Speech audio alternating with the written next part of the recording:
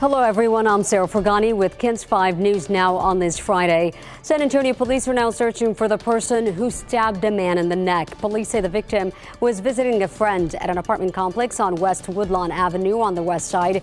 He got into a fight with the suspect and got stabbed. He's now in critical condition.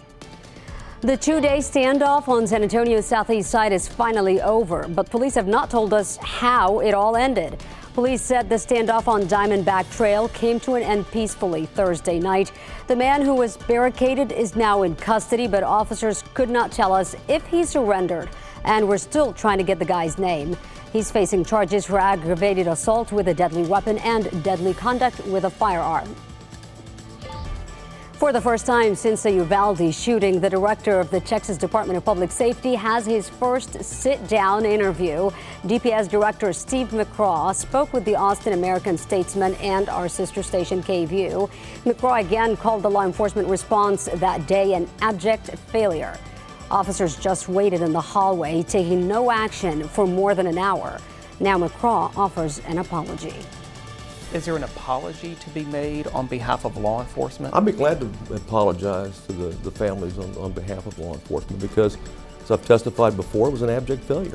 It violated all the principles that we've learned so much over the years. Among the hundreds of responding law enforcement officers, 91 were DPS troopers. Investigations are now underway into that response. A San Antonio man will spend 15 years in prison on child porn charges. A 2020 search warrant revealed 64-year-old Juan Rafael Benavides was in possession of more than 37,000 images and videos of child sexual abuse on his cell phone. He's been in federal custody since then and in January pleaded guilty to distribution of child pornography. Hundreds of people working to end human trafficking are in San Antonio now for a conference. Human trafficking includes commercial sex and forced labor. Victims could be adults or children, and they may be forced to work in restaurants or massage parlors, and traffickers know where to find their victims. It's the child on the street that doesn't have a family, or it's the runaway, or it's the drug addict. Officials emphasized if you see something, say something.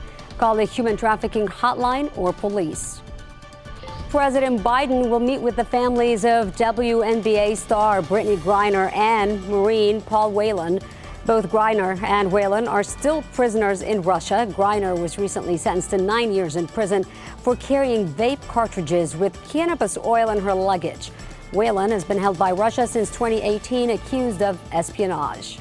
San Antonio City Council has approved a historic budget. The new budget adds more police officers.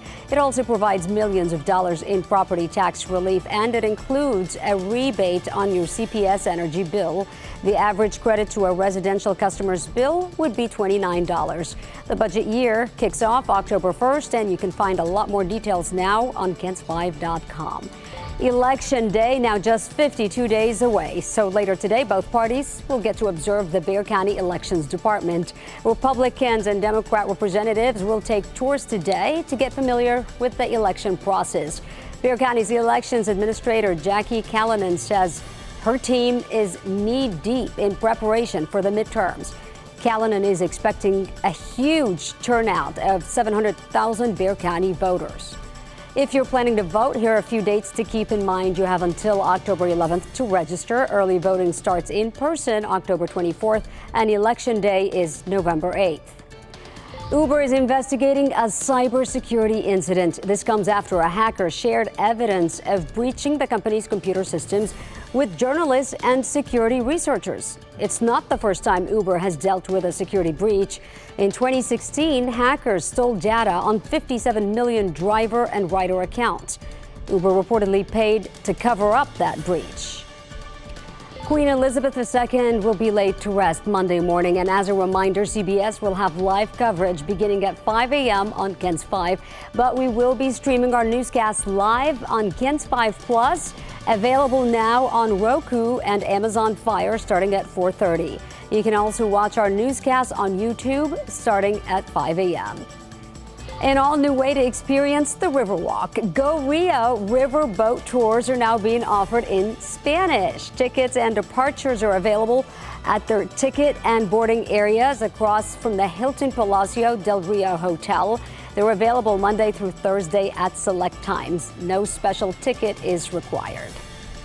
Checking in with meteorologist Bob Morales for your weekend forecast. All right, Sarah, it's going to be a very warm day, high at about 92, maybe 93.